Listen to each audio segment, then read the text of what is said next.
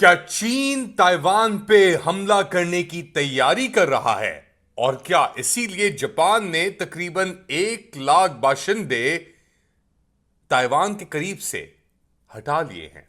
Late Ali show you के इस episode में आप सबको खुशामदीद। Do like, subscribe and share this content. Eid मुबारक हो आपको। ईद के दिन चल रहे हैं और दुनिया भर के अंदर बहुत सारी चीजें हो रही हैं। एक उड़ती हुई खबर आई है कि जापान ने तकरीबन 1 लाख अपने पासपोर्ट होल्डर सिविलियंस पहली बार अपनी तारीख के अंदर जो उसके आइलैंड्स हैं, जजीरे हैं, चाइना, मेनलैंड चाइना, चीन के करीब, वहां से उनको निकालने के ऊपर काम शुरू कर दिया है। क्यों? क्योंकि बीजिंग, चीन और ताइवान, ताइपे के दरमियान जो टेंशन है वो उरूज पे है। इसलिए क्योंकि एक तरफ पूरा अमेरिकन एक फ्रेमवर्क है, सही है। ताइवान उस अमेरिकन फ्रेमवर्क का हिस्सा है। याद रखें कि 1960s तक ताइवान था जो था उसे अक़वाम मुत्तहिदा चीन की हुकूमत कहती थी, क्योंकि जो पहले चाइनीज रूलर्स थे वो जैसे चंग काई शेक जो था वो एक नेशनलिस्ट रूलर था। गोमिंगडांग जो कम्युनिस्ट पार्टी से पहले चीन के अंदर कुव्वत थी, सियासी कुव्वत थी, उसका सरबराह करता था ये शख्स, चंग काई शेक। नाम मत भूलिएगा, चंग काई शेक बहुत ही एक इंपॉर्टेंट आदमी है, फाउंडर ऑफ ताइवान भी बना। ये इसने अर्ली 1900 से लेकर 20 से लेकर जब तक उनकी वॉर ऑफ इंडिपेंडेंस नहीं हुई चाइना के अंदर, 1948 के अंदर कम्युनिस्ट पार्टी आई, तो नेशनलिस्ट गोमिंगडांग जो थी वो हुकूमत कर रही थी। और गोमिंगडांग ने बहुत ही चाइना, याद रखा जाए 1800s के अंदर एक ओपियम ट्रेड वॉर्स के अंदर चाइना के टुकड़े हो चुके थे। कुछ हिस्से ब्रिटानिया कंट्रोल कर रहा था, कुछ हिस्से जापान कंट्रोल कर रहा था। जापान ने मंचूकिया के एरिया के ऊपर जो नॉर्थ चाइना के अंदर है उसके ऊपर एक बहुत ही एक बेदर्द, बेरहम किस्म की हुकूमत की। तो इसके बाद जब बेसिकली चाइनीज कम्युनिस्ट पार्टी ने अपना थ्रस्ट थ्रो किया, जापानीज को हटाया, फिर उसके बाद गोमिंगडांग को जब ऑफसेट किया तो वहां से वो उठ के सब चीजें लेके, पैसे वैसे अपने जितने लेके जा सकते थे, फॉरबिडन सिटी को उन्होंने छोड़ा और वो लोग चले गए ताइवान। ताइवान आइलैंड था, सबसे बड़ा आइलैंड था ऑफ चाइना मेनलैंड, और उधर जाके उन्होंने नई चाइनीज हुकूमत को बरकरार किया। और उसके बाद अमेरिकन पेट्रनेज भी आई, अमेरिका ने दबाने की भी कोशिश की, मगर फिर इवेंचुअली 60s के रियलाइजेशन हो गई कि भाई असली चाइना तो वो है और ये जायंट है।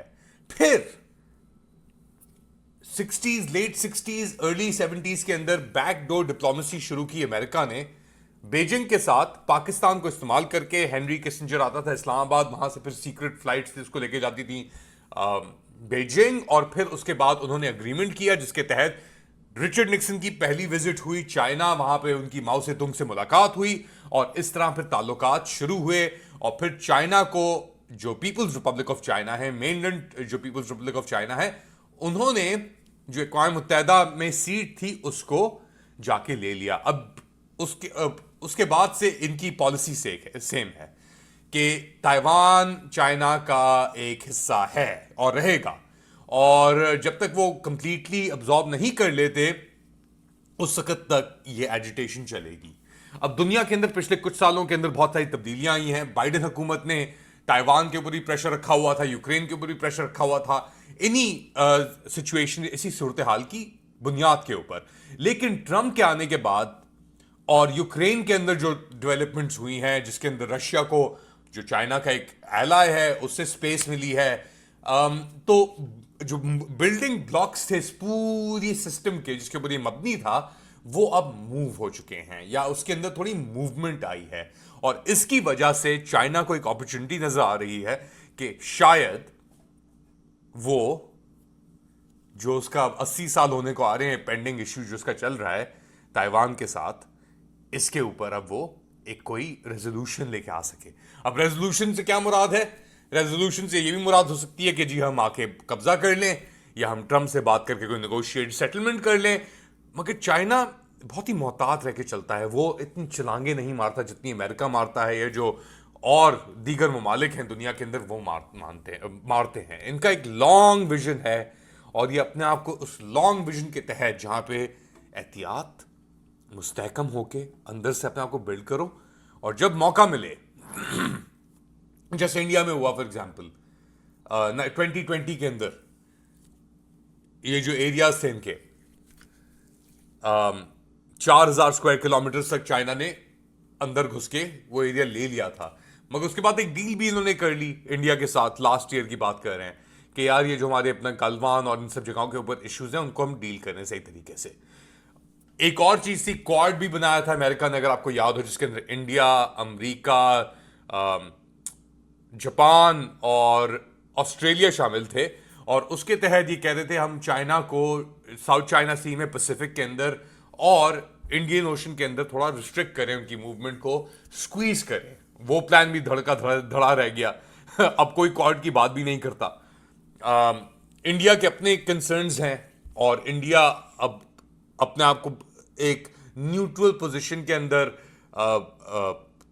मनूवर कर रहा है। मगर एक बात याद रखें, अभी भी अमेरिका के मेरे ख्याल से 1,00,000 से ऊपर तो होगा अमरीकी अस्करी, या तो जापान के ओकिनावा के अंदर जहां पे 50,000 के करीब अमरीकी सिपाही मौजूद हैं और वो बहुत ही एक क्रिटिकल इमरजेंसी, ताइवान इमरजेंसी के लिए एक बेस है, या कोरिया के अंदर जहां पे सैकड़ों की तादाद के अंदर अमरीकी सिपाही मौजूद हैं, अफसर मौजूद हैं। और वो भी इसीलिए हैं कि यार जापान चाइना कंटेनमेंट पॉलिसी जो है ना, एक तो जापान हो गया, एक कोरिया हो गया, इसी तरीके से उन्होंने कहा एक ताइवान है मौजूद।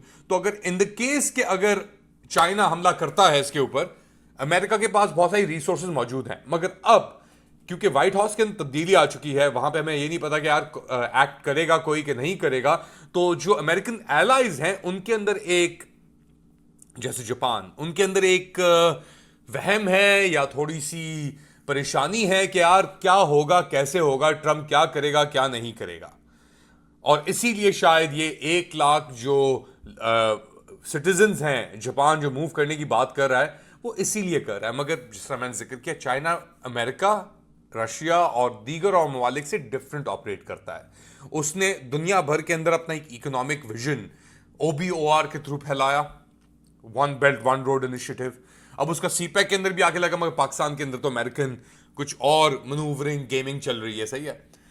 मगर चाइना ने बहुत सारी जगहों के ऊपर ये चीज की, उसने यूरोप तक अपनी रोडें पहुंचाई, उसने अफ्रीका के अंदर इन्वेस्ट किया एक्सटेंसिवली अरबों डॉलर के हिसाब से, उसने लैटिन अमेरिका के अंदर जाके पोर्ट्स बनाए जो अब एक्टिवेट होने वाले हैं, उसने फैक्ट्रीज लगाई जाके साउथ अमेरिका के अंदर। तो उसका प्लान 30 साल 40 साल का जो चाइना का प्लान था, जो बेसिकली शी जिनपिंग कोई 10-15 साल पहले, जब शी जिनपिंग आया 15 साल पहले, तो उससे वो प्लान भी उसका उसके साथ ही बेसिकली जुड़ गया। और अब वो एक चेस खेल रहे हैं, जबकि अमेरिका और ये दीगर ममालिक चेकर्स खेल रहे हैं। और इसीलिए शायद अब चाइना की पोजीशन इस करंट एनवायरनमेंट में, जहां पे यूक्रेन सेटल होने जा रहा है, जहां पे अमेरिका स्पेंट हो चुका है मिडिल ईस्ट के अंदर इजराइल की वजह से, जहां पे और दीगर और मसाइल चल रहे हैं, एनर्जी, जो रिसोर्स की तलाश, उसके ऊपर कब्जा करना, अमेरिका से ग्रीनलैंड को लेने की बात कर रहा है या कनाडा को धमकियां दे रहा है अमेरिका। तो ये सब चीजें एक हिस्से का, यानी एक ब्रॉडर कहानी का हिस्सा है, जिसके अंदर चाइना उभर रहा है और अमेरिका जो है वो गिर रहा है। ये मेरा तज्जिया, आप क्या समझते हैं बताएं मुझे कमेंट सेक्शन के अंदर। Do like, subscribe and share this content. अपना ख्याल रखिएगा, अगली बार तक अल्लाह।